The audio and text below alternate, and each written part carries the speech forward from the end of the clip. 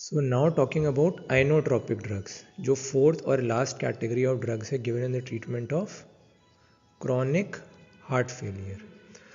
Inotropic drugs को हमको long term देना होगा क्रॉनिक हार्ट फेलियर में, जैसे मैंने बताया था एक्यूट या डीकम्पेंसेटेड में उसको इंट्रावीनस रूट से दे सकते हैं, बट क्रॉनिक है तो हमें उसे लॉन्ग टर्म देना होगा। So we prefer to go with the oral route. The drug which we use is digoxin. This basically belongs to the group of cardiac glycosides. ठीक है, it belongs to digitalis group of drugs. Cardiac glycosides. ठीक. So now talking about the mechanism of action of digoxin. तो आपको ये दोनों pumps के बारे में पता ही है, सोडियम पोटाशियम एटीपीएस पंप। ये बेसिकली वेंट्रिकुलर मसल फाइबर का एक सेल है, ठीक है, वेंट्रिकुलर मसल फाइबर का एक सेल है। सोडियम पोटाशियम एटीपीएस पंप से 3 सोडियम बाहर जाता है और 2 पोटाशियम अंदर आता है। ये आपकी बेसिक फिजियोलॉजी की नॉलेज है, यू नो अबाउट दिस। इसका डायरेक्शन एनसीएक्स और सोडियम कैल्शियम एक्सचेंजर का डायरेक्शन याद करने का एक बहुत सिंपल सा तरीका है। देखिए, सोडियम बाहर जा रहा है, राइट? तो सोडियम अगर यहाँ से बाहर जाएगा, इसके लिए हमें सोडियम चाहिए भी तो अंदर, तो ऑब्वियसली ये जो सोडियम का एरो है ये अंदर की तरफ ही होगा कि हम सोडियम अंदर चाह रहे हैं। कि इस डायरेक्शन को याद करने के लिए सोडियम अंदर आएगा तभी तो बाहर जा पाएगा, मतलब कोई चीज़ अंदर आएगी तभी तो बाहर जा पाएगी। Someone enters inside then it can only go outside. तो सोडियम पहले अंदर आया तो ऑब्वियसली होता है कैल्शियम बाहर जाएगा। So this is sodium calcium exchanger. ठीक, अब कॉन्ट्रैक्टिलिटी के लिए क्या चाहिए होता है? You need calcium. कॉन्ट्रैक्टिलिटी के लिए आपको पता है calcium responsible for contraction. So L type voltage gated calcium channels होते हैं और जब ये खुल जाते हैं तो फिर कैल्शियम की एंट्री अंदर हो जाती है, बट इमीडिएट कॉन्ट्रैक्शन नहीं होता। The reason for this is very simple. Let's say hypothetical example, सिर्फ 10 मॉलिक्यूल्स कैल्शियम के अंदर घुसे और कॉन्ट्रैक्शन के लिए you need 1000 molecules. So obviously ऐसे कॉन्ट्रैक्शन नहीं होगा। तो इनको कहीं पे स्टोर किया जाता है, इन मॉलिक्यूल्स ये पहले से स्टोर्ड रहते हैं ताकि कॉन्ट्रैक्शन के टाइम में ये हेल्प कर सकें। तो अब बेसिकली सार्कोप्लाज्मिक रेटिकुलम के अंदर 1000 कैल्शियम के मॉलिक्यूल्स ऑलरेडी स्टोर्ड रहते हैं पहले से ही, ताकि जब ज़रूरत पड़े तो ये सब बाहर आ जाएं और इनके बाहर आने की मदद से क्या होगा? कॉन्ट्रैक्शन हो जाएगा। 10 मॉलिक्यूल से नहीं होगा, 1000 से होगा। सो अब ये 10 कैल्शियम के मॉलिक्यूल्स हाथ जोड़ के आते हैं। सार्कोप्लाज्मिक रेटिकुलम के आउटर सरफेस पर एक रिसेप्टर होता है, रैनोडिन रिसेप्टर, जिसका काम होता है उधार देना। वो उधार देता रहता है, 100 रुपये 1000 रुपये। तो ऐसे उससे इन्होंने विनती करी कि भैया हमको कॉन्ट्रैक्ट होना है, हमको ज़रा प्लीज़ हेल्प करिए। तो रैनोडिन रिसेप्टर चलो कहता है चलो ठीक है, तुम्हारी बात मान ली। वो इनकी बात मान के इनको उधार दे देता है। ये 1000 के 1000 कैल्शियम के मॉलिक्यूल्स बाहर आ जाते हैं, ऑल 1000 ऑफ देम। और ये 1000 और ये 10, तो 1000 पर कॉन्ट्रैक्टिलिटी हो जाएगी। कॉन्ट्रैक्टिलिटी हो गई, काम ख़त्म। अब इस उधार को वापस लेना है, मतलब 1000 तो आ गए, कॉन्ट्रैक्टिलिटी हो गई, अब उधार लेना भी तो है वापस। ये थोड़ी वो वहीं पे पड़े रहेंगे, ऐसा नहीं होता। दे कम बैक इनसाइड। सो अब यहाँ पर एक और एक्सचेंजर होता है जिसका नाम मैं यहाँ पर भी मेंशन कर दे रहा हूँ। इसका नाम होता है ये उधार को वापस ले लेता है, इसका नाम होता है calcium ATPase. Calcium ATPase, better मतलब इसका दूसरा नाम भी है सरका, SERCA, sarcoplasmic endoplasmic reticulum calcium ATPase. और इसका काम क्या हो जाता है? उधार लेना। ये उधार को वापस ले लेता है सरका। ठीक, तो जैसा मैं आपको बता रहा था, ये 1000 जो कैल्शियम के मॉलिक्यूल्स हैं ये सारे के सारे चले जाएंगे वापस थ्रू सरका बैक इनसाइड। ठीक, तो ये 1000 निकले थे, इसने अपना उधार दिया, फिर 1000 आए, फिर ये वापस अंदर चले गए, तो उधार ले लिया वापस सरका ने। अब ये 1000 वापस अंदर चले गए और ये जो बचे थे 10 जो आए थे अंदर through L type calcium channels, all of them go outside through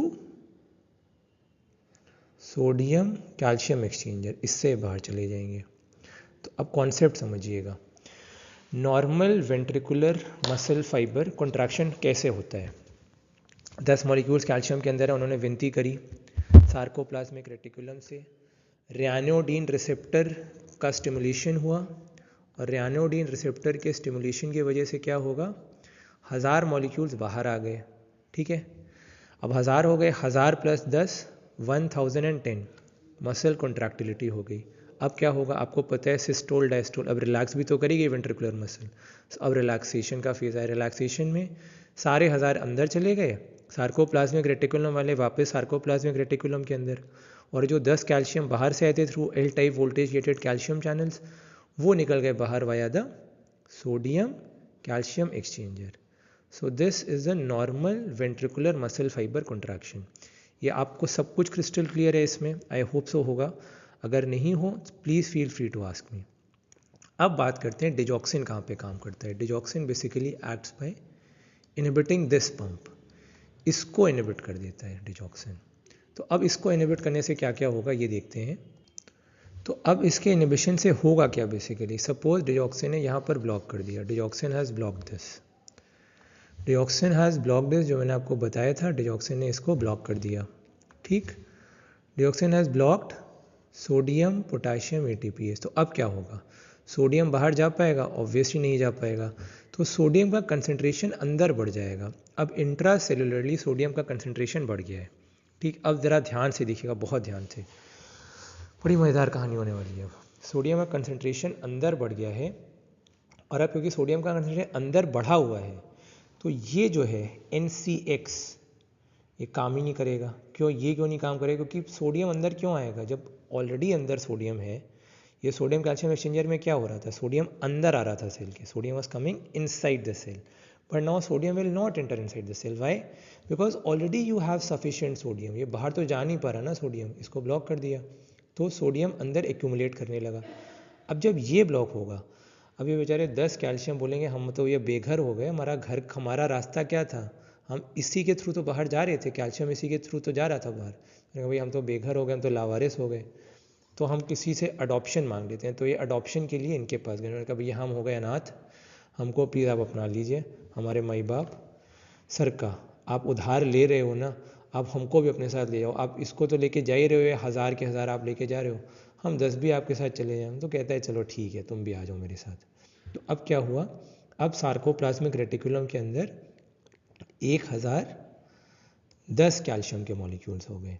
ठीक, तो फिर थोड़ी देर के बाद अगली बीट होगी, कंटिन्यूसली हार्ट बीट कर ही रहा है, तो 1020, 30, 40, 50, 60, बट इतने में कॉन्ट्रैक्शन नहीं होगा। मैंने कहा था यू नीड एटलीस्ट 1000 मॉलिक्यूल्स, तो मतलब अब 1000 के जब 2000 होंगे तो फिर कॉन्ट्रैक्टिलिटी पावर बढ़ेगी। तो इससे आपको एक बहुत इंपॉर्टेंट कॉन्सेप्ट याद करना है कि digoxin is a very slow acting drug, बहुत धीरे काम करता है। So digoxin is absolutely contraindicated in acute CHF। Digoxin को एक्यूट CHF में कभी भी नहीं देंगे। क्यों, क्योंकि एक्यूट कंजेस्टिव हार्ट फेलियर में इमरजेंसी है, हमें तुरंत सिम्टम्स को ठीक करना है तब डिजॉक्सिन का काम नहीं होने वाला है उस केस में। ठीक है, सो एक्यूट CHF में डिजॉक्सिन हम कभी नहीं देंगे, क्योंकि डिजॉक्सिन को अगर आप हार्ट के अंदर भी इंजेक्ट करोगे तो भी वो टाइम लगेगा, क्योंकि उसको 10 मॉलिक्यूल फिर 20, 30, 1000 तक पहुंचने में बहुत टाइम लगेगा। ठीक है, सो ये कॉन्सेप्ट हमेशा याद रखिएगा, that digoxin basically is never given in acute CHF। Now just एक बार पूरा रिवीजन कर लेते हैं इसके मैकेनिज्म ऑफ एक्शन का। तो सबसे पहले डिजॉक्सिन ने क्या किया था, मैंने आप लोगों को बताया था, digoxin inhibits sodium potassium ATPase pump.